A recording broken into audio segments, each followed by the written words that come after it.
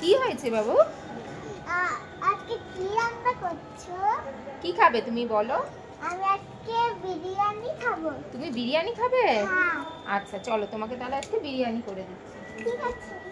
বিরিয়ানির জন্য প্রথমে একটা বাটি নিয়ে নেব। সেই বাটিতে চিকেনগুলো ভালো করে একটা একটা করে ধুয়ে নিয়ে, লেগ পিসও নিতে পারো বা এমনিও নিতে পারো, তবে বিরিয়ানিতে একটু লেগ পিস না হলে ভালো লাগে না। তাই লেগ পিস সহ চিকেন কিছুটা নিয়ে তার মধ্যে টক দই দিয়ে ভালো করে তোমরা চিকেনটাকে মাখিয়ে নেবে।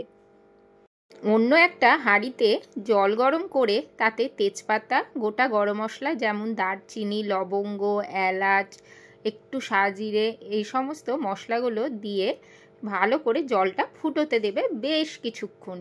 এরপর আর একটা কড়াইতে তোমার পেঁয়াজগুলো ভেজে বেরেস্তা করে নেবে। দেখো এখানে আমি বিরিয়ানির চাল নিয়েছি 2 কৌটো মতো, আর বিরিয়ানি চালের ভাতটা প্রায় আমার হয়েই গেছে। এদিকে বেরেস্তাটাও কিন্তু আমার ভাজা হয়ে গেছে।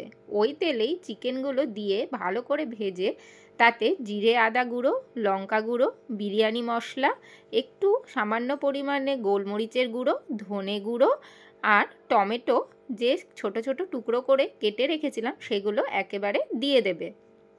দিয়ে বেশ কিছুক্ষণ চিকেনটা ভালো করে ভেজে কষিয়ে নিবে। তার মধ্যে দিয়েছি লবণ আর দিয়েছি হলুদ গুঁড়ো।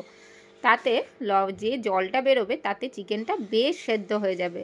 আর দিয়েছি পেঁয়াজ রসুন বাটা আর একটু আদা জিরে বাটা, আর যে বেরেস্তাটা ভেজে রেখেছিলাম তার কিছুটা পরিমাণে চিকেনের মধ্যে দিয়ে দেবে। দিয়ে বেশ কিছুক্ষণ চিকেনটা কষাতে থাকবে। দেখো চিকেনটা থেকে কতটা জল বেরিয়ে গেছে। চিকেনে একটু লবণ দিয়ে দিলে তবে কিন্তু চিকেনটা বেশ সুন্দর মজেও যায় আর বেশ সুন্দর কষানো হয়ে যায়। এদিকে চিকেন আমার কষানো শেষ, আর ওদিকে ভাতটাও আমি ছেঁকে প্রায় ঠান্ডা করে ঝরিয়ে রেখেছিলাম।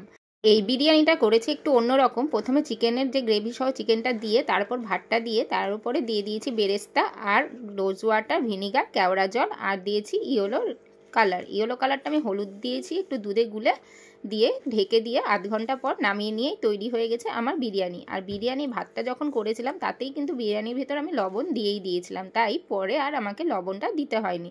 দেখো বিরিয়ানির কালারটা কতটা সুন্দর এসেছে আর কতটা ঝরঝরা হয়েছে। এই রকম বিরিয়ানি একেবারে চটজলদি আর খুব সুন্দরভাবে তোমরা যদি তৈরি করো বাড়িতে, তাহলে এইটুকু বলতে পারি রেস্টুরেন্টে যাওয়ার কিন্তু কোনো প্রয়োজন নেই। বাড়িতেই তোমরা এইভাবে সুন্দরভাবে বিরিয়ানি তৈরি করে নিতে পারবে। আদি, কেমন লাগলো বিরিয়ানি? অনেক ভালো, টেস্টি। টেস্টি? খাও। বিরিয়ানি পেলে ওরা আর কিছুই চায় না। লাগছে? হ্যাঁ।